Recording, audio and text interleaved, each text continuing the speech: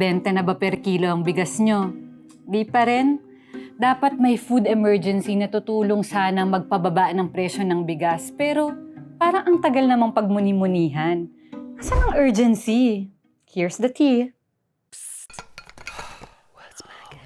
As of this recording, nasa 40 hanggang 60 pesos pa rin ang per kilo ng bigas.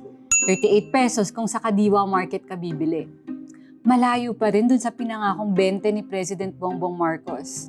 Marami nga namang rason kung bakit mataas ang presyo ng bigas and some are out of the President's control. Pero meron pa rin siyang magagawa. Isa-isahin natin . Ang una niyang ginawa, binaba niya ang taripa ng imported rice. Kung dati 35%, ngayon 15% na lang para sana mura din ang benta ng mga importer. Ang kaso, natenga ang 500 million pesos worth of supply ng rice sa main port. Iniimbestigahan ngayon kung may nangyaring hoarding. Kasi kung totoo, nakamura na nga sila sa import, inipit pa yung supply para mapanatiling mataas yung presyo ng bigas.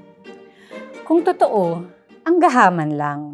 Okay, hindi naman kontrolado ng gobyerno yung kasopangan ng ibang tao, no? Pero pwede nang habulin yung mga swapang na to. Intense crackdown, kumbaga. Isa pang paraan ayon sa Agriculture Secretary, paramihin natin yung port kasi natatraffic yung supply doon sa main port. Imagine may bigas tayo pero hindi naman natin makuha. So near yet so far. Kung congested ang main port, sa NFA warehouses, marami tayong buffer stock. 300,000 metric tons mga kapatid.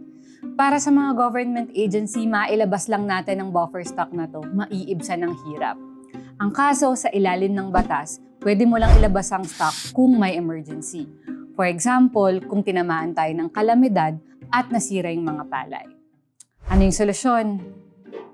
December 5 last year, pinirmahan ni BBM ang batas na kapag masyado nang mataas ang presyo ng bigas, pwede ka nang magdeklara ng food emergency at makukuha mo na o maibebenta mo na sa local government ang buffer stock.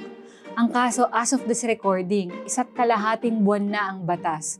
Magdadalawang linggo na rin simula nang irekomenda ng National Price Council na mag-emergency, pero wala pa rin. Ang tagal naman ng emergency na to, parang hindi emergency. Not that ito yung solusyon na gusto ng lahat . For one, matagal nang sinasabi ng mga magsasaka natin na kapag pinababa mo yung taripa, para lang yun sa mga importer. Kasi yung mga magsasaka natin, sila pa rin yung binabarat. Mismo ng NEDA ang nagsabi, nung pinababa ni BBM ang taripa, hindi rin naman bumaba ang presyo ng bigas dito sa atin. Palaisipan din kung bakit mataas pa rin ang presyo, ngayon mura na siya sa global market. And FYI lang hindi lang Quadcom ang meron sa House of Representatives. Meron din tayong Quintacom na ang tanging layunin lang ay matignan bakit ba ang taas ng presyo ng bigas. Pati yung mga ekonomista natin sa House, hindi na rin maintindihan kung ano yung nangyayari. So, if I may continue, sir. No, I cannot. My heart bleeds. Same Mr. Chair. here, Mr. Chair. Mr. Chair. How is that? Can you, yes, you wanna, Yes, Mr. Chair. Problema ba siya ng taripa? Problema ng sugapang hoarder, allegedly. Problema ng storage.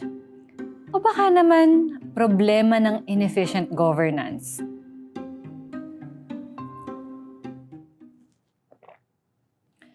At habang papataas ang presyo ng bigas, tumataas din yung inflation. Panahon na talaga para maningil ng campaign promises kasi kung bokya na tayo sa unity, President BBM, yung 20 per kilo ng bigas, baka kaya mo nang gawan ng paraan. And that's your Inside Track for this week. I am Lian Buan and join us again next time for more tea.